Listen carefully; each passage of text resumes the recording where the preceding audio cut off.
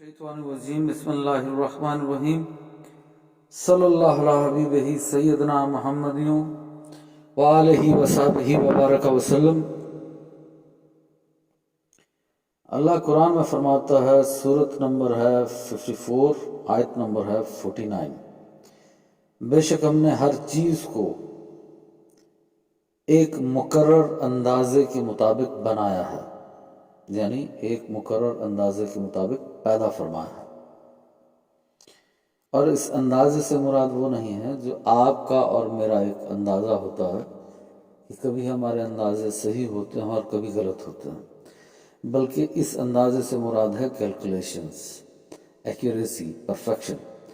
مطلب اللہ نے اپنی ہر مخلوق کو تخلیق کے اعتبار سے پرفیکٹ پیدا فرمایا ہے۔ ہم سارا دن ہاتھ جوڑ کے کہتے رہتے ہیں، یا اللہ صرف تو پرفیکٹ ہے اور کوئی پرفیکٹ نہیں ہے۔ بتائیں آپ یہ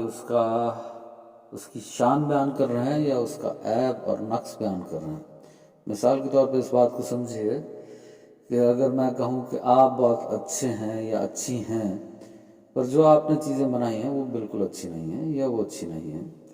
تو یہ میں آپ کی شان بیان کر رہا ہوں یا آپ کا عیب اور نقص بیان کر رہا ہوں؟ اللہ تو فرما رہا ہے کہ ہم نے ہر چیز کو ٹھیک اندازے کے ساتھ پیدا فرمایا ہے، یعنی ایکیوریسی کے ساتھ پیدا فرمایا اور پرفیکشن کے ساتھ پیدا فرمایا۔ وہ تخلیق کے اعتبار سے پرفیکٹ ہے۔ لوگوں کے ذہن میں یہ سوال پیدا ہو سکتا ہے، تو پھر ہم نے تو لوگ دیکھے ہیں جو بد اخلاق ہیں، گنہگار ہیں، تو اس کا مطلب یہ ہے کہ اللہ نے تخلیق کے اعتبار سے اس کو درست پیدا فرمایا ہے، پھر اس کو اختیار دیا، چاہے تو وہ نیکی کا راستہ چنے اور چاہے تو گمراہی کا راستہ چنے۔ اس نے اپنے اختیار سے گمراہی کا راستہ چن لیا، گنہگار ہو گیا، بد اخلاق ہو گیا، یہ اس کا ذاتی عمل ہے، ذاتی فعل ہے، اس میں اللہ کی کوئی غلطی نہیں ہے، اللہ کا کوئی قصور نہیں ہے، بلکہ اس نے تخلیق کے اعتبار سے اس کو درست پیدا فرمایا ہے، ایکیوریٹ پیدا فرمایا ہے اور پرفیکٹ پیدا فرمایا ہے۔ تو اللہ تو فرمایا کہ ہر مخلوق کو اس نے پرفیکٹ پیدا فرمایا،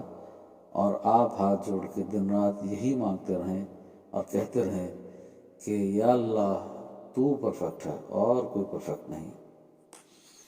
بات یہ ہے کہ آپ اللہ کو پرفیکٹ کہہ سکتے ہیں اس معنی میں، کیونکہ پرفیکٹ کا ایک معنی ہے کہ وہ ہر عیب اور نقص سے پاک ہے، اور اللہ کی ایک صفت ہے اور اس کا صفاتی نام ہے سبحان، اور سبحان کا معنی ہوتا ہے جو ہر عیب اور نقص سے پاک ہو۔ تو اس معنی میں درست نیت کے ساتھ آپ کہہ سکتے ہیں، پر زیادہ بہتر ہے کہ آپ یہ کہیں کہ وہ سبحان ہے، کیونکہ یہ لفظ اس نے اپنے لیے استعمال فرمایا اور یہ اس کا صفاتی نام ہے، تو یہ زیادہ اس کی شان کے لائق ہے، کیونکہ اس نے خود اپنے لیے اس لفظ کو استعمال فرمایا۔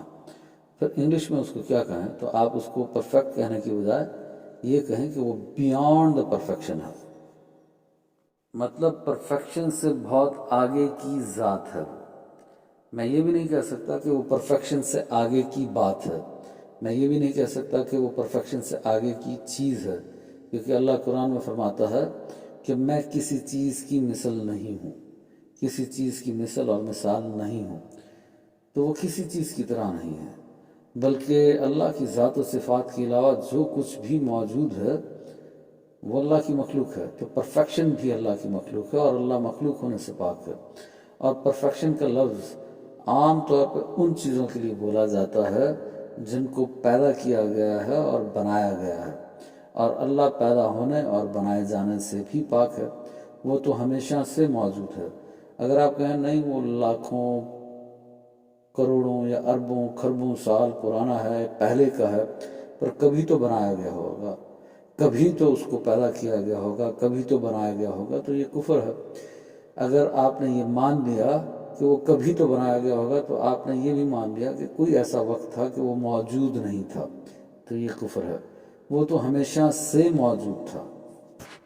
وہ ہمیشہ سے موجود تھا اور ہمیشہ موجود رہے گا،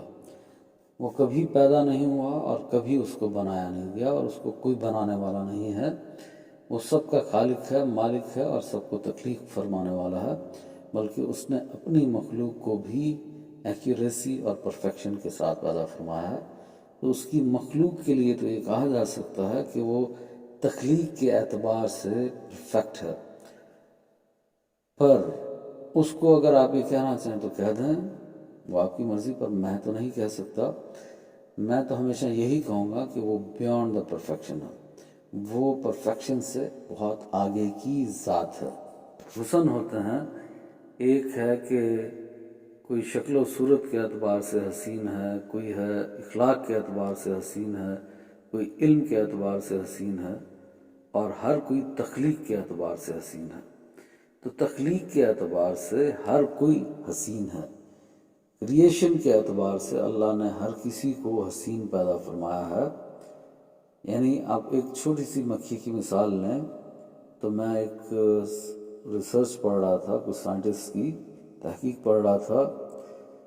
تو مکھی کی کہنے کو تو 2 آنکھیں ہیں، پر اس کی ہر آنکھ میں 3000 ڈاٹس ہیں۔ وہ جو 3000 ڈاٹس ہیں وہ در حقیقت 3000 آنکھیں ہیں،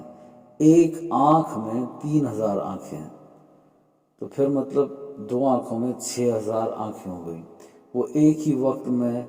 اوپر بھی دیکھتی ہے، لیفٹ رائٹ بھی دیکھتی ہے اور سامنے بھی دیکھتی ہے۔ تو اللہ نے اس کو بڑی طاقت عطا فرمائی اور ہر چیز کی ڈیٹیل کو وہ دیکھتی ہے اور ان چیزوں کو دیکھتی ہے